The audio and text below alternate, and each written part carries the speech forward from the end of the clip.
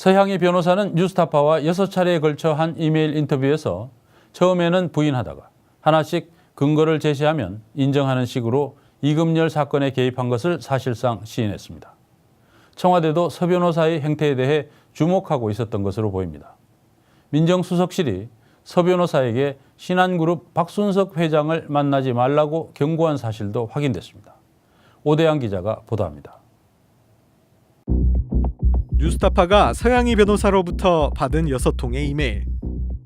의혹에 대한 답변과 입장을 담담한 어조로 밝히고 있습니다. 하지만 정작 핵심적인 대목에서는 결국 모르쇠였습니다.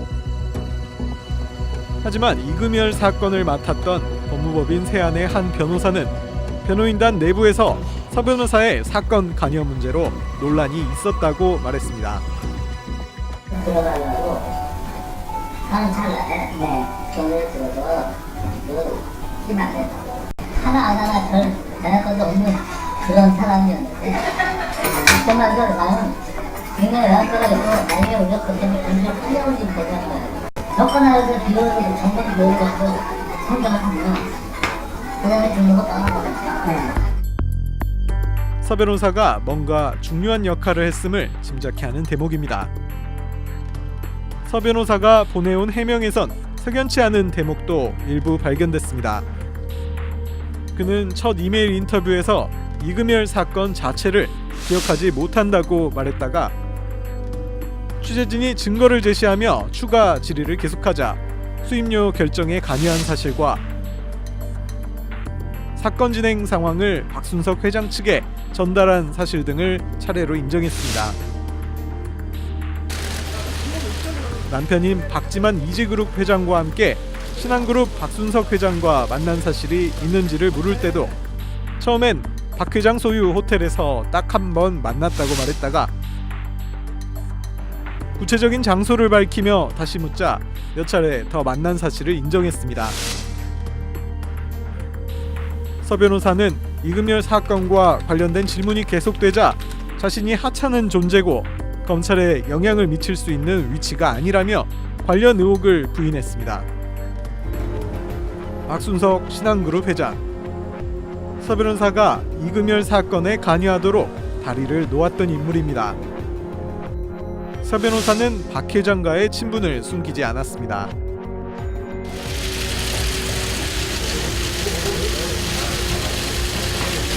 (2014년) 세간을 떠들썩하게 했던 정윤회 문건 파동 당시 청와대 유출 문건에는 서향희 변호사의 동향이 담긴 보고 문건도 120여 쪽이나 포함돼 있었던 것으로 알려졌습니다.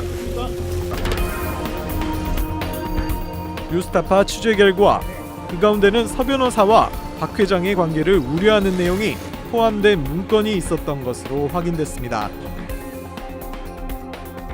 서 변호사가 박순석 회장과 공동으로 무슨 사업을 준비하면서 자주 만남을 갖고 있는데 매우 부적절하다는 내용이 들어있었습니다. 박지만 회장에게 말해 두 사람이 더 이상 만나지 못하게 해야 한다는 내용이었습니다. 이 문건이 작성된 시점은 2013년 6월. 서 변호사가 이금열 사건 등으로 박 회장과 잦은 만남을 가지던 시점이었습니다. 박 회장 측근의 설명도 같았습니다. 그때 이제 영감도 그쪽에다 이제 쉽게 얘기하면은 그래서 자주 만난 거예요. 그러다가 이제 오늘 갑자기 그게 영감한테 문자로 와가지고 뭐 슬퍼요. 이제 못 만나게 돼가지고 뭐 한다 그러면서 그때서부터 이제 못 만난 거예요. 서 변호사도 청와대에 경고가 있었고 이후 박 회장과의 관계를 끊었다는 사실을 인정했습니다.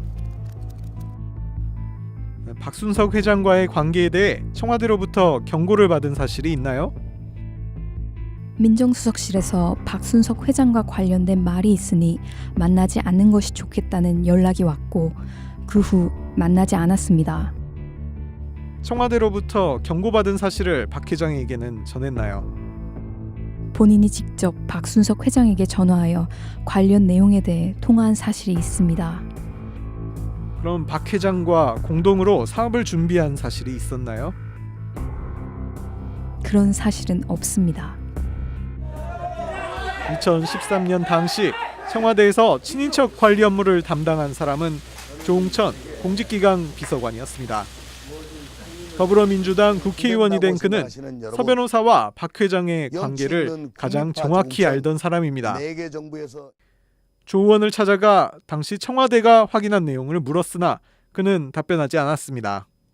과거에 청와대에 있을 때 취득했던 그런 내용들에 대해서는 따로 얘기를 안 하실 겁니다. 등원하실 때쯤에 아마 그런 입장을 그때 표하셨을 겁니다. 만사 올통 논란을 의식해 변호사 활동까지 접고 칩거했다던 박근혜 대통령의 올케 서양희 변호사. 하지만 그는 박 대통령 취임 이후에도 대형 비리 사건에 개입했고 사건을 주선한 대기업 회장과의 관계 때문에 청와대 민정수석실의 경고까지 받은 사실이 드러났습니다. 뉴스타파 오대양입니다.